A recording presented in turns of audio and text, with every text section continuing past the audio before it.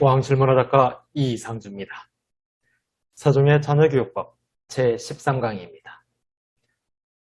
왕자와 공주는 왕, 아버지를 과연 어떻게 불렀을까요? 이번 시간은 아주 흥미로운 주제입니다. 왕자와 공주의 아버지에 대한 호칭입니다. 세종대왕의 아들과 딸은 아버지인 임금을 아버지라고 부르지 못했습니다. 그런데 단 한 명만 아버지라고 불렀습니다. 세종대왕을 아버지라고 부른 단 한 명의 왕자는 누구일까요? 자, 왕의 부모, 왕의 아버지와 왕의 어머니는 왕을 어떻게 불렀을까요? 가령 태종대왕과 원경왕후는 임금이 된 세종을 어떻게 불렀을까요? 우리 사극 드라마에서 흔히 볼 수 있는 주상이라는 표현으로 합니다. 즉, 태종과 원경왕후는 세종을 부를 때 주상하고 부르죠.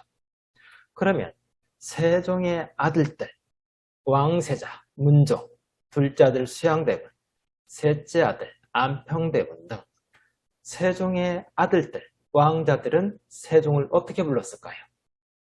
아버지라고 불렀을까요? 전하라고 불렀을까요? 공식적으로는 전하라고 불러야 됩니다.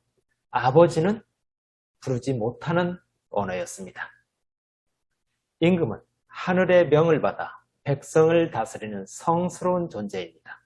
또 만백성의 어버이입니다. 한 사람의 남편, 한 사람의 아버지가 될 수 없습니다. 모든 사람의 어버이이기 때문입니다.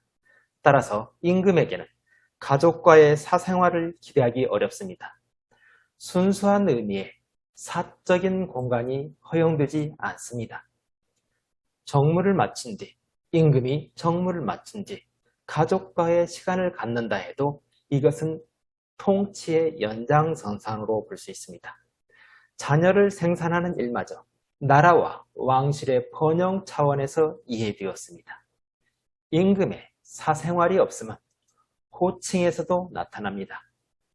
공주와 왕자는 임금을 공식석상에서 아버지라고 부르지 않습니다. 왕자와 공주는 자식이기에 앞서 임금 입장에서는 신하입니다. 신하는 임금을 뵐 때, 군주를 뵐 때 임금님이나 주상, 성상, 전하 등으로 호칭해야 합니다. 왕자와 공주도 신하의 예를 따랐습니다. 세종시대에는 임금에 대한 표현이 진상이라는 표현도 많이 썼습니다. 즉, 왕실 가족들은 주로 진상이라는 표현을 썼습니다. 세종과 소원왕후 사이의 막내 아들이 영흥대군입니다. 늦은 나이에 얻은 막내에게는 일반적으로 정이 더 가게 되죠. 영흥대군을 세종대왕이 38살, 소원왕후가 40살에 낳았습니다. 그렇기에 왕과 왕비는 영흥대군에게 무한한 애정을 쏟습니다. 영흥대군은 용모가 수려하고 성품이 순우하고 총명했다고 기록되어 있습니다. 이같이 어여쁘고 귀여운 막내에게 세종대왕은 호화저택을 선물합니다. 또한 왕실의 귀중품, 내탕고에 있는 보물을 모두 주려고 했습니다. 왕의 승하장수도 영흥대군의 저택인 동별궁입니다. 세종대왕은 막내 아들이 7살이 되자 대군의 자기를 내려줍니다. 또 11살 때 혼인을 시킵니다. 조선 왕실에서 왕자가 혼인을 하면은 궁궐 밖을 나가야 됩니다. 밖에 나가서 독립생활을 해야 됩니다. 만약 대궐에 왕세자 외에 장성한 왕자, 나이가 들은 왕자가 또는 능력 있는 왕자가 대궐에 있다면 후계 구두에 이상이 생길 가능성이 있습니다. 이를 염려한 조선은 왕자를 10살 안팎의 배우자를 선택하게 해 벌 밖으로 나가게 합니다. 이에 비해 왕위 계승권이 없는 공주는 일찍 결혼할 필요가 없죠.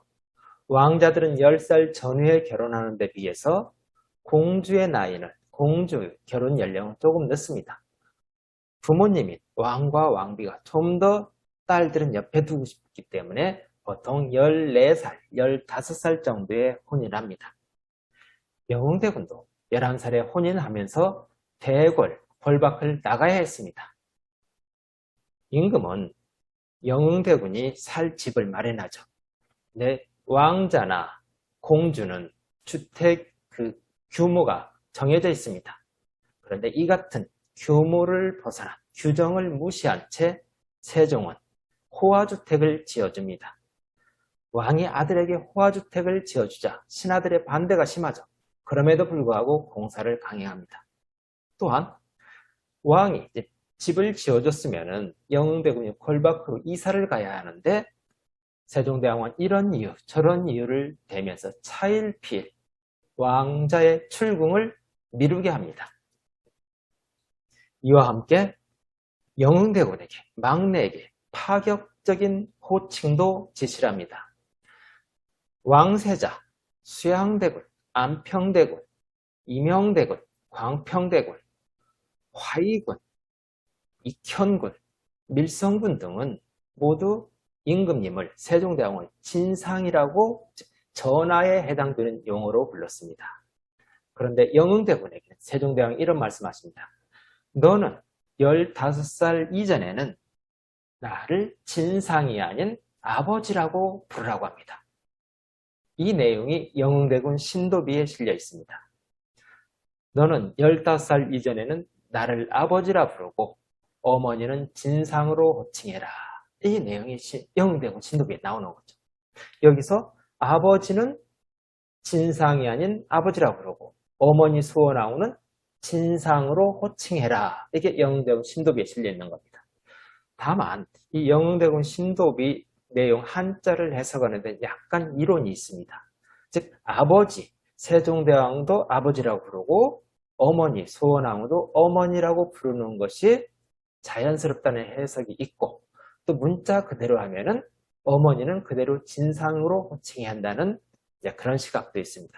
이 내용은 제가 훗날 다시 한번 다루겠습니다. 자, 임금에 대해서 진상이라고 하는데 막내 아들 영흥대군에게는 진상이 아닌 아버지라고 부르라고 했죠.